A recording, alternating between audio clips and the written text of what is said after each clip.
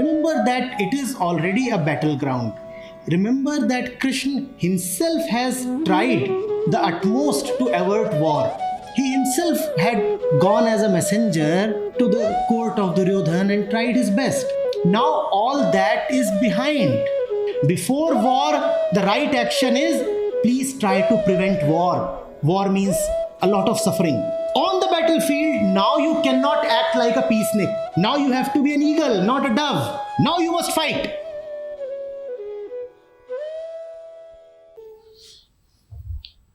Tad dure tadavantike.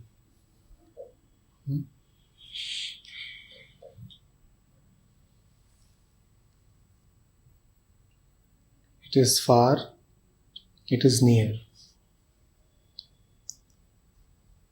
So says the Isha Upanishad.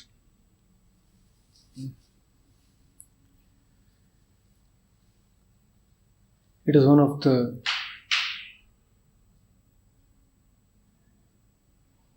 Pramukh main Upanishads, has been called a poetic Upanishad.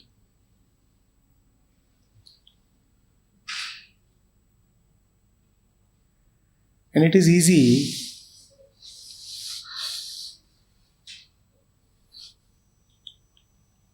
to take its utterances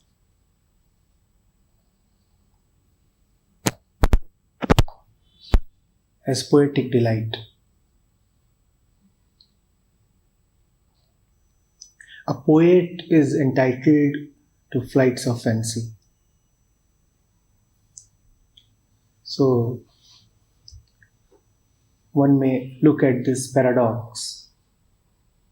The Upanishad says it is within, it is without, it moves not, it is near, it is far. One may look at these paradoxes and take them to be merely poetic in nature. That would be to miss the point.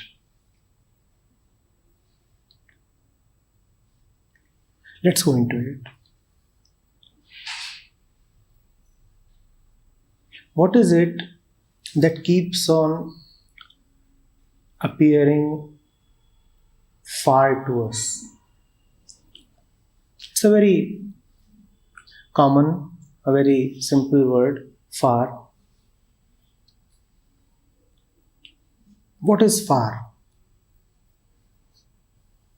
What do we mean when we say something is far? What do we mean when we say something is far? How is it known that something is far? The Upanishad says it is near, it is far. It is far, it is near. What is it that appears far?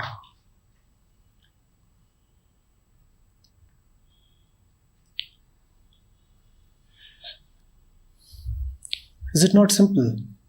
That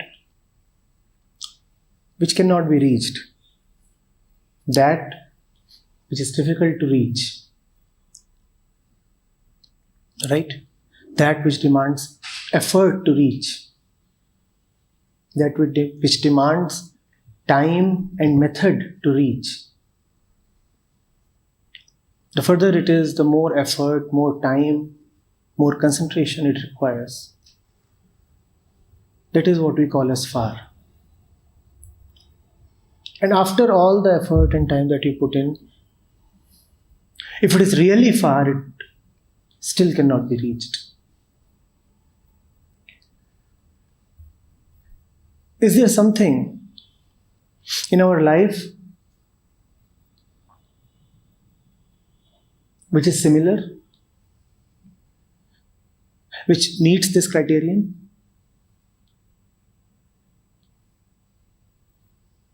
Something in which a lot of time is invested, something towards which goes a lot of effort, and yet it remains perpetually unreachable.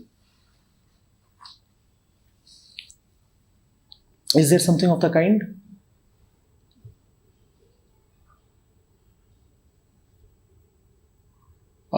We seem unable to figure out whether there is actually something like this. All right. Time. All the while, all our life, we have been striving. We have been trying to get, reach, attain, obtain. And that effort is continuing, is it not? The point of cessation has not arrived. The point of stopping, non-doing, has not arrived. There's something that we want, and all effort, all aims are directed towards that. Apparently, we are chasing aims, but all aims are chasing that. And even after chasing aims, we do not seem to be getting it, and the proof is that after one aim, there is always the next aim to be chased, to be achieved. Is there not? There is, always. What is it that is far? What is it that is so far that the investment of an entire lifetime proves insufficient? What is it that is so far that in spite of running all our life, it remains as distant as it ever was?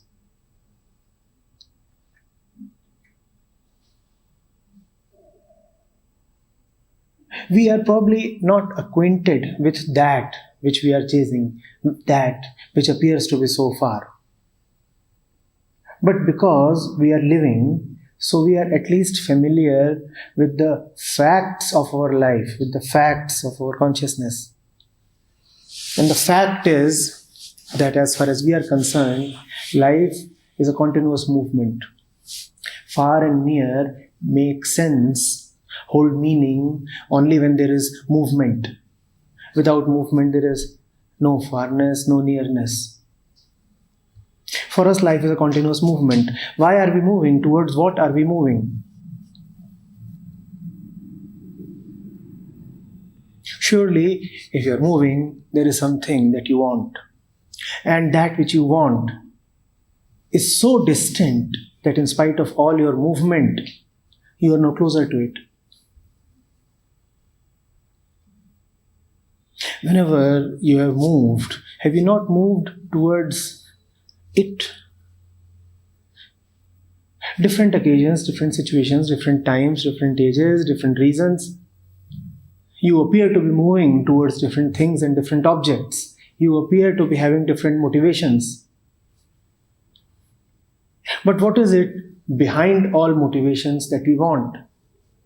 Surely, at times, we seem to have reached the goal. Surely, in the terms of the material, in terms of the world, we are not always a failure. Sometimes we have succeeded. But even when we have succeeded, have we really succeeded? If success is attainment, where is attainment?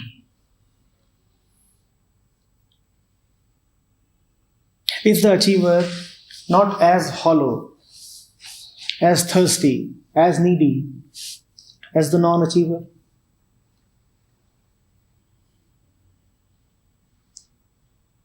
The one who is failing, is he any more desperate for success than the one who is succeeding?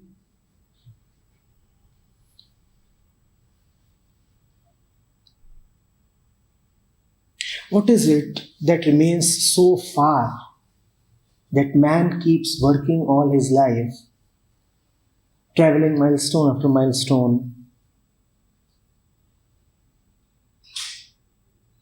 conquering challenge after challenge, striving, fighting, hurting, getting hurt, succeeding, meeting failure. And yet, at the end of the day, the moment of his physical demise, if he is honest towards himself, all he can say to himself is, it's all gone waste.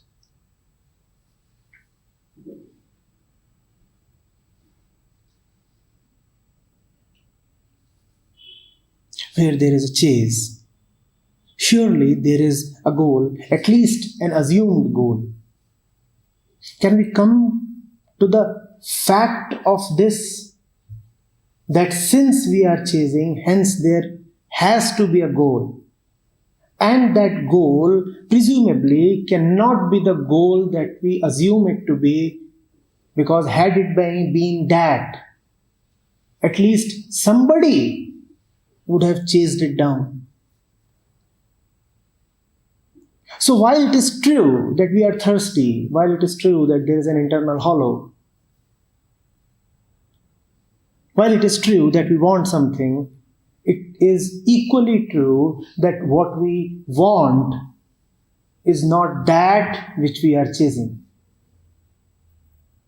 That which we are chasing appears to be so far that we are not chasing it at all. That which we really want appears to be so distant that we have no concept of it at all. We are chasing proxies. We are running after dummies. We are targeting substitutes. There is something important, something real, something immense that you wanted. Your heart cried for it. But because you could not conceptualize it, because it was too far in that sense, in the sense of being infinite, being immense, so you substituted it with a petty proxy and started chasing the proxy. Now you may succeed or you may fail, but in either case you have actually failed. Have you not?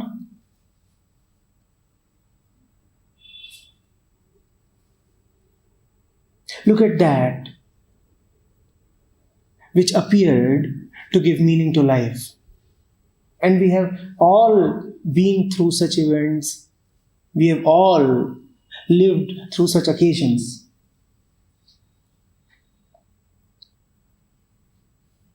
A college degree, a job, a prestigious award, a love affair. Beautiful. A love affair. It appears you have obtained what you wanted. It appears the end has arrived. It appears this is the full stop of all craving. But it betrays, does it not? It does not deliver what it promised.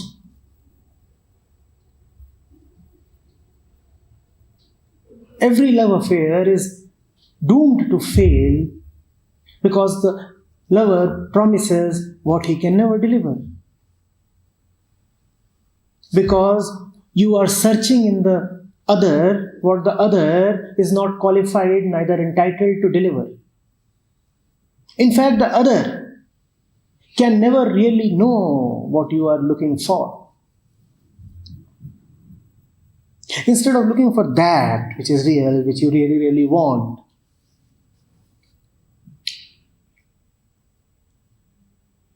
you try to find a substitute in a lover, in an award, in progress, in money, in all the games of the ego.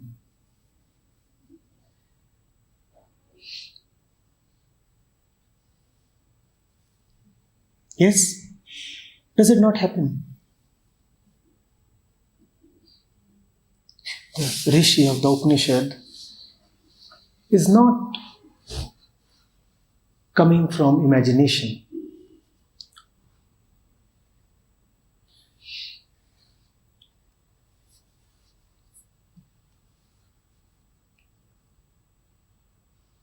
It is not a mental output. He is watching, he is really observing life. He is looking all around and within. He is seeing the ways of life and mind. And from there arise his words.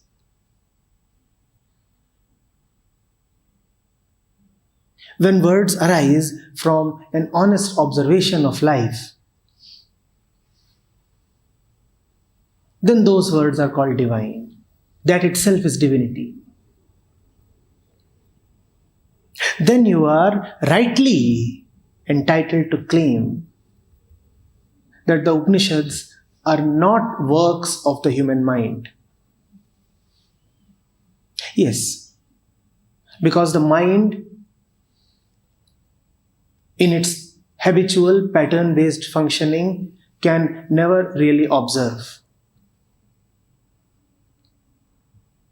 If honest observation is taking place, it is taking place only when the mind has gone still. And if the mind has gone still, then the utterances can be rightfully, justfully called to be divine utterances.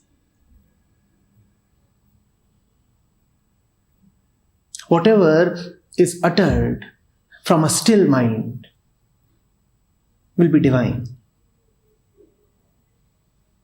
Whatever is heard with a still mind will only reveal the divine.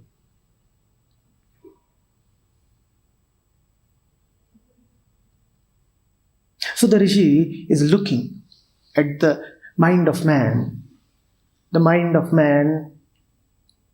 which is constantly in a want. And he says, since centuries, since millennia, you are wanting. And not only are you wanting, you are actively trying to fulfill that want, and yet you have not succeeded. Surely that which you want is very, very far. Very, very far.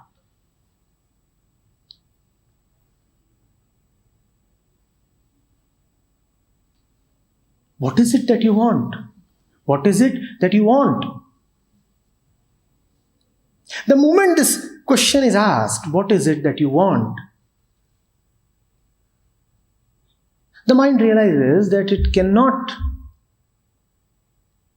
look at its own wants while it is running. To the running mind, the Rishi is asking, Sir, you're indeed a hard worker, a go-getter, and you're indeed putting in the maximum effort with the maximum cleverness and tactfulness. But with all due respect to you, would you please tell me what is it that you want? And what is it that is so unreachable that you never seem to be reaching it? Because the question has been asked, because the challenge has been posed, the mind must answer it. To answer it, the mind finds that it must stop. Difficult to answer while running. Yes, difficult to observe while running. To have a clear view, to have a still view, to have a nice view of itself, the mind says, all right, let me pause, let me consider the question, let me consider my own situation.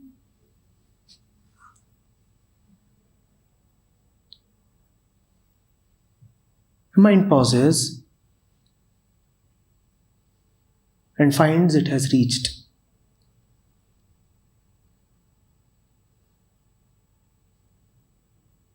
The mind pauses and finds that it had never gone away.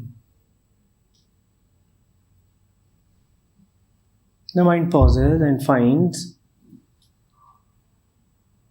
it had always reached.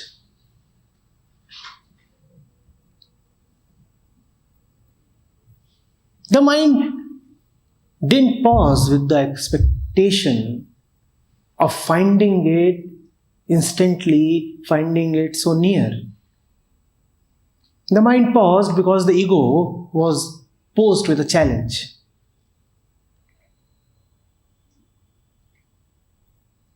The pausing is always indirect. The mind cannot pause with the promise of the infinite because it cannot know the infinite in advance. Because there can be no imagination, no image, no presumption of the infinite. So it is only through some trick, some chance, which some people call as grace, that the mind pauses.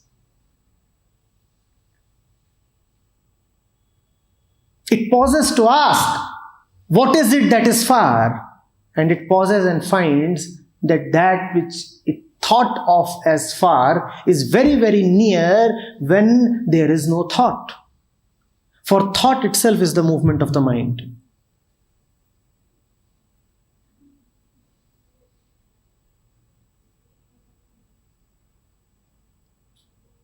The Rishi playfully says yet again, it is far, it is near. It depends on who you are. If you are the ambitious man, the runner, the achiever, the go-getter, it is far and it will remain far. It is quite strange. Those who want it never get it. Those who are determined to get it, they too never get it. Those who chase it, they chase it away. And those who simply pause, find that the pausing is it. The pausing, the non-movement, the stillness, the cessation, the dissolution, that is that.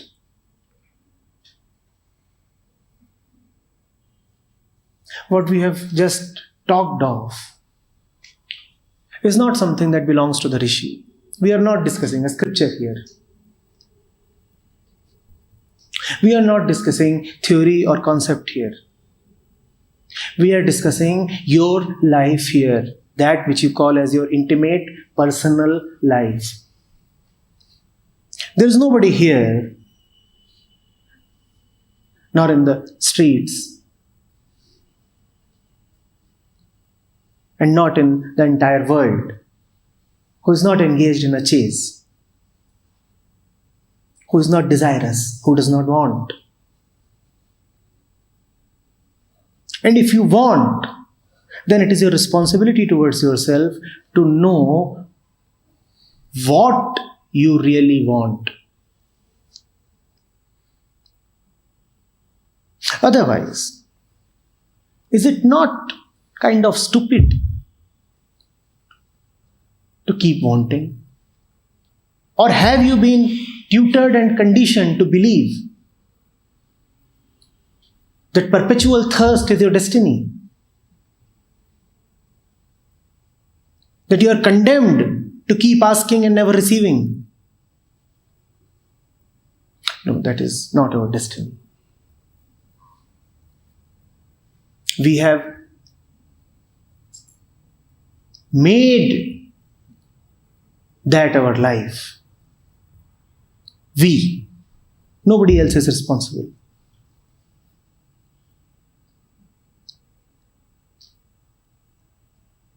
The very fact of desire is an indication and an invitation. The very fact of wanting anything, wanting to understand, wanting to settle down, wanting to grow up, wanting to get attached, wanting to get detached, wanting more, wanting to quit, wanting to gain, wanting to renounce. The very fact of wanting is an indication of an unease with your present situation. And if I am uneasy with my present situation, must I not know what the situation is about? Must I not understand who I am and where am I standing?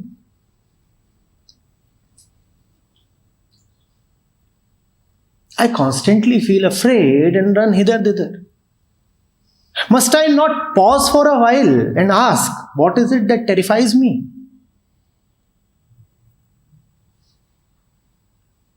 But you cannot look over your shoulder, you cannot see whether there is anything to be afraid of if you are running away all the time. You may say, no, I'm not always running away, I'm running towards something. Yes, you are running towards security that is always elusive. Proof, you are always running.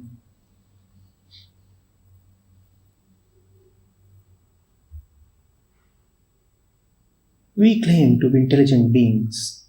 We are called as Homo sapiens. Where is the sapiens?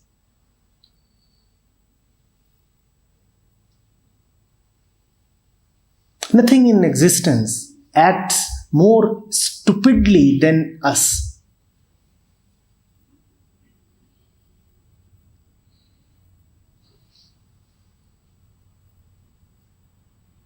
Everything seems to be settled.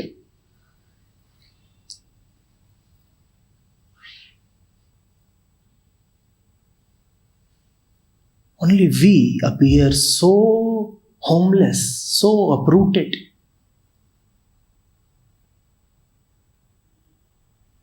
So restless.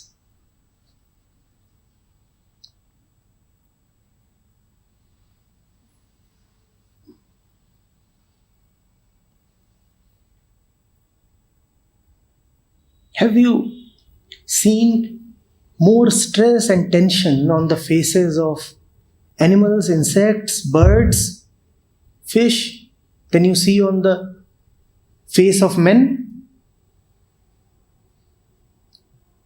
Yes? Surely, not all is all right with the way we take ourselves to be. Surely we must stop deceiving ourselves.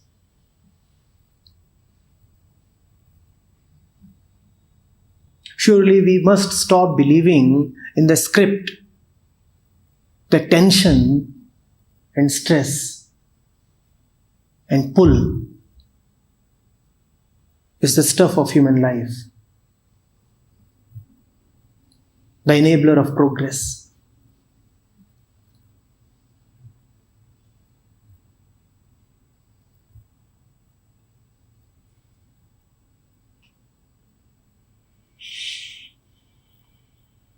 Look at the movement of an animal. Look at how it eats, sleeps. And look at the face of a man. And if you can really look, you'll feel pity and disgust.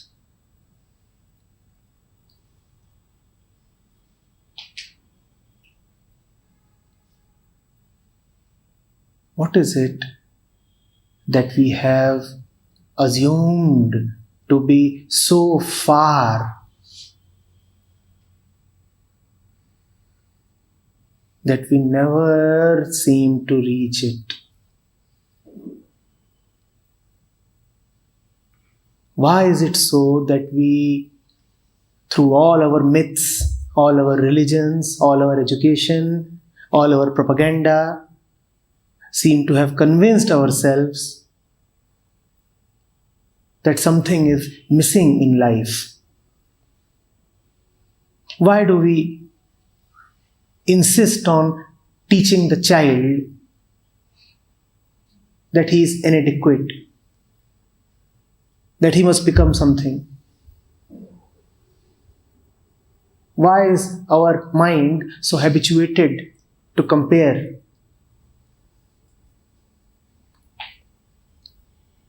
Why are we so ungrateful?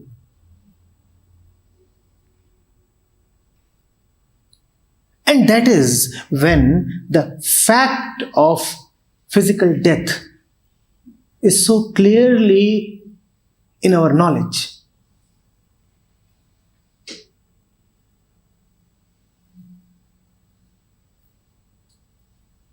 I mean, what is it that we are thinking of and planning?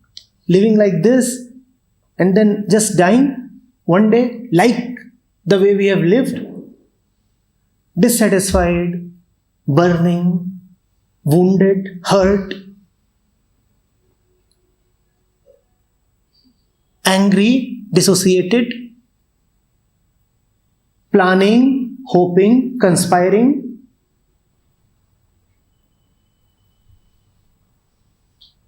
running and assuming that we will reach someday.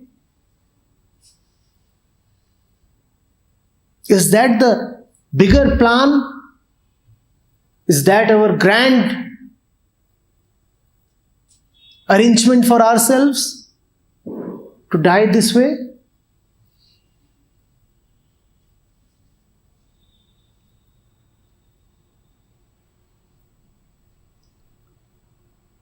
Let's honestly ask ourselves, is it really that far? Or is it so that there is something within me that swells up when I run? There is something within me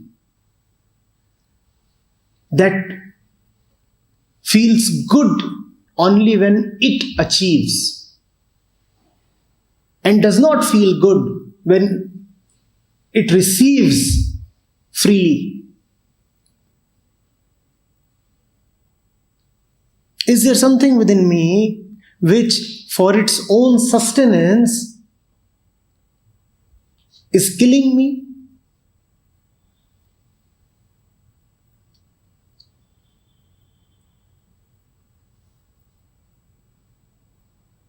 Maybe something is simply, obviously, by virtue of grace, available.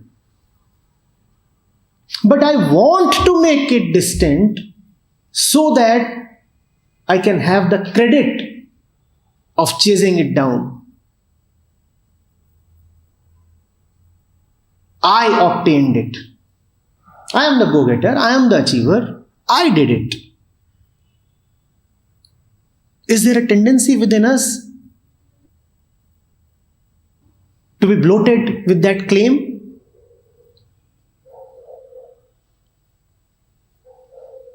And to be able to claim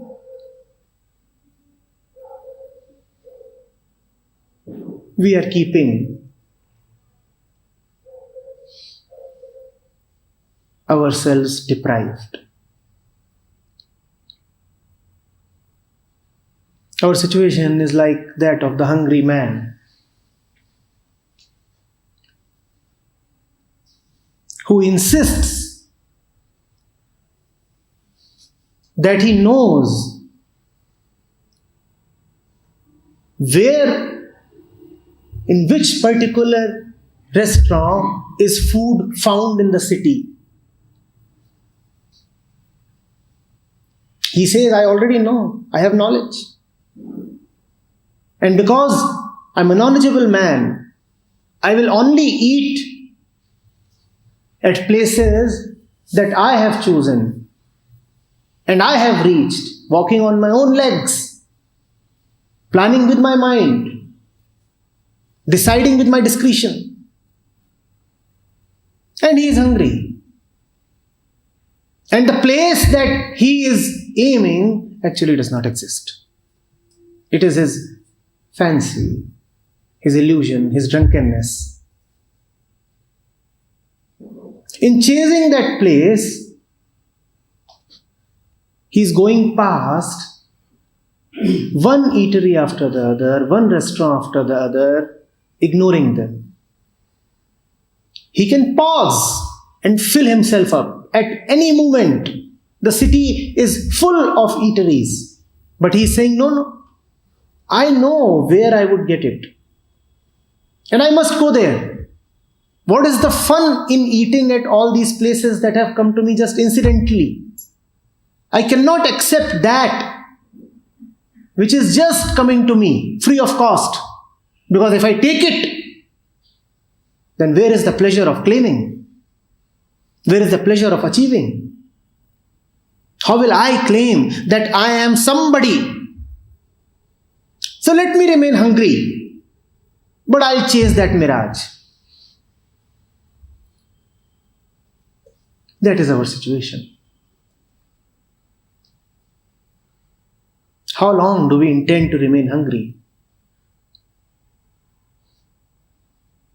Can we be a little sensitive and compassionate towards ourselves?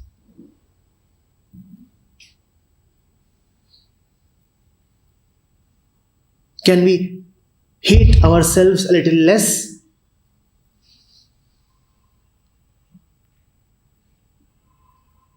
Can we be a little less concerned with what others are thinking about us? Can we be a little more honest and look at our life?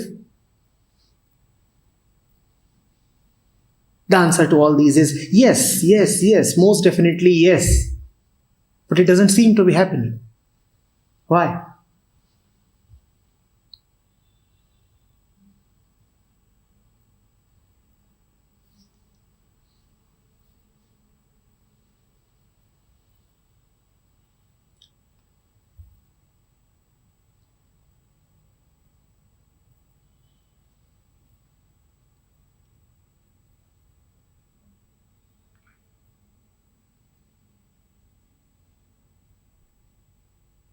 It is near, it is far.